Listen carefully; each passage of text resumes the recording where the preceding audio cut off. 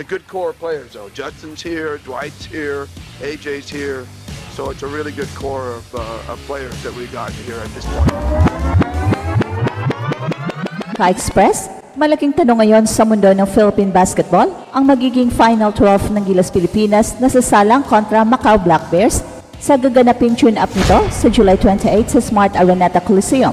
Sa nalalapit na FIBA Asia Cup, kinakaharap ni Coach Tim Cone ang hamon ng kompletong lineup, lalo na't may mga inaasahang kakulangan sa roster at ayon sa mga spekulasyon, posibleng hindi pa makalaro ang ibang key players tulad ni Calvin Oftana, Junmar Fajardo at Sergio Perez dahil abala pa sila sa PBA Finals. At bukod pa rito, patuloy ang paghahanda ni Kevin Kiambao sa US para sa kanyang NBA workouts, habang si Kai Soto naman ay kasalukuyan pa rin nasa injured list at visibly recovering mula sa kanyang ACL injury. At dahil sa mga inaasahang kakulangan, lumalakas ang mga usap-usapan na ang mga papalit sa pwesto ay ang mga bagong dagdag sa pool. Kasama rito si Renz Abando na sariwa mula sa kanyang championship sa Jones Cup, Troy Rosario, Chapit Aguilar at RJ Abarrientos, ang pagkakabilang ni Abando, Abarrientos at Rosario sa expanded pool para sa FIBA Asia Cup ay kinumpirma na mismo ni Coach Tim bilang tugon sa requirement ng FIBA na maghain ng long list ng mga manlalaro. Ibinida rin ni Chapit Aguilar ang kahalagahan ng mga bagong mukha tulad ni Abando at Xavier Lucero na anyay nagdadala ng sariwang hangin at versatility sa kupunan. Ang pagdalo ni Chapit sa practice ay nagpapakita ng kanyang patuloy na leadership at commitment sa ating national team. Ang tune-up game kontra Macau Black Bears ay magsisilbing mahalagang pagsubok para sa Gilas, lalo na't ito ang kanilang huling laro bago lilipad patungong Jeddah, Saudi Arabia para sa FIBA Asia Cup na magsisimula sa August 5. Ang Macau Black Bears na nagdagdag din ng Filipino-American big man na si Kenton Meliora Brown ay inaasang magbibigay ng matinding laban. Malaking opportunity ito para makita ni Coach Tim ang chemistry ng team at ang epektibo ng kanilang triangle offense sa ilalim ng competitive pressure.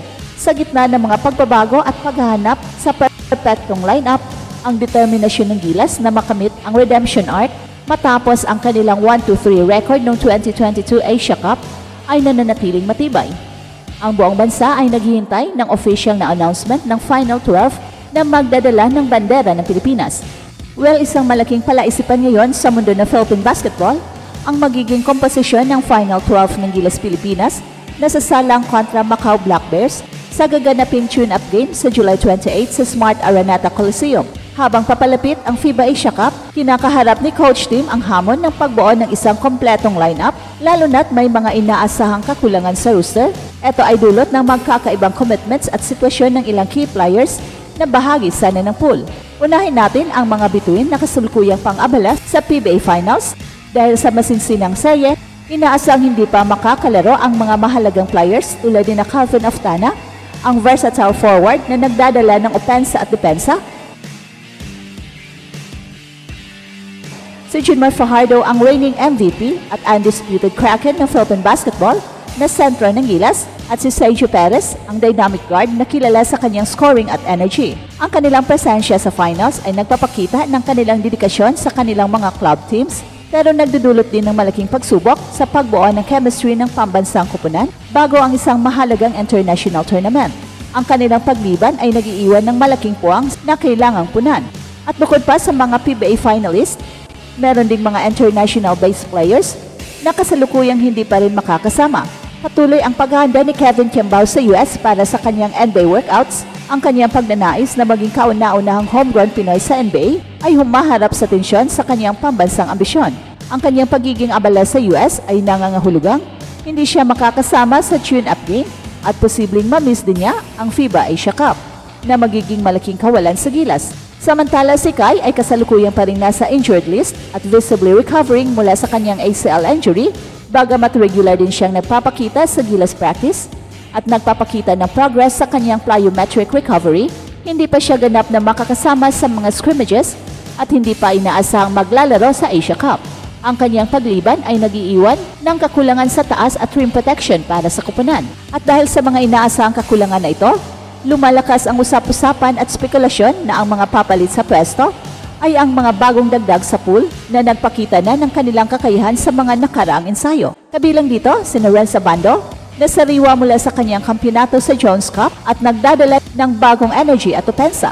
Troy Rosario, ang veteranong forward na may mahalagang karanasan sa gilas, Japet Aguilar, ang matangkad na forward center na patuloy na nagbibigay ng leadership at depensa, at RJ Abarientos, ang sharp shooting guard na may kakayahang mag-create para sa kanyang sarili at sa iba. Ang pagkakabilang ni Abando, Abarientos at Rosario sa expanded pool para sa FIBA Asia Cup ay kinumpirma na mismo ni Coach Tim bilang tugon sa requirement ng FIBA na maghain ng long list ng mga players, at ibinida rin ni Japet Aguilar ang kahalagahan ng mga bagong mukha tulad ni Renz Abando at Xavier Lucero na anyay nagdadala ng sariwang hangin at versatility sa koponan. Ang pagdalo ni Japet sa practice ay nagpapakita ng kanyang patuloy na leadership at commitment sa ating national team na mahalaga sa paggabay ng mga bagong mukha. Well, sa gitna ng mga hamon sa pagbabago at pagbuo ng kompletong Gilas Pilipinas lineup para sa tune-up game kontra Macau Black Bears sa July 28, nananatiling buo ang determinasyon ni Coach Tim at ng buong koponan na makamit ang redemption arc sa FIBA Asia Cup. Ang mga pagbabago sa roster ay nagbibigay daan sa mga bagong mukha na magpakitang gilas at patunayan ang kanilang halaga sa pambansang koponan. Mahalagang suriin natin ang inaasahang ambag ng mga potential replacement players at kung paano ito makaapekto sa diskarte ng gilas sa nalalapit na laban. Unang-una sa listahan ay si Renz Abando. Ang kanyang presensya ay nagdadala hindi lang ng sariwang energy, kundi pati na rin ng momentum mula sa kanyang kampyonato sa Jones Cup kasama ang strong group athletics. Kilala sa kanyang athleticism, abilidad sa pag-score at agresibong depensa, si Renz ay maaring maging isang instant spark plug para sa gilas. Ang kanyang kakayahang tumalon at tumakbo sa court ay perpekto para sa fast-paced na laro. Bukod pa rito, ang kanyang karanasan sa international competition ay nagbibigay sa kanya ng mas malalim na pag-unawa sa kalidad ng laro sa labas ng bansa. At ang kanyang kakayahang mag-shoot mula sa malayo at ang kanyang driving skills ay nagbibigay ng dagdag na opensa na kailangan ng gilas. Ang kanyang pagiging bahagi ng pool ay nagpapakita ng pagnanais ni Coach Tim na magkaroon ng guards na kaya mag-execute ng triangle offense at magbigay ng scoring burst. Kasama rin sa inaasahang lineup sina Troy Rosario at Japet Aguilar. Si Troy, isang veteranong forward, ay nagdadala ng versatility na mahalaga para sa gilas. Ang buong bansa ay naghihintay ng official na announcement ng Final 12 na siyang magdadala ng bandera ng Pilipinas. Ang mga manlalarong pinaghinala ang papasok sina Renz Abando, Troy Rosario, Japet Aguilar at RJ Abarientos ay may malaking responsibilidad na dapat gampanan. Sila ang magiging mukha ng gilas sa huling pagsubok na ito, at ang paglalakbay ng gilas sa Asia Cup ay magsisimula na, at ang bawat Pinoy ay nagkakaisa sa pagsuporta ng ating mga bagong bayani. Ang bawat ensayo, bawat pawis, bawat sakripisyo ay para sa bayan. Handa na ba ang gilas para sa hamon? Malalaman natin yan sa July 28.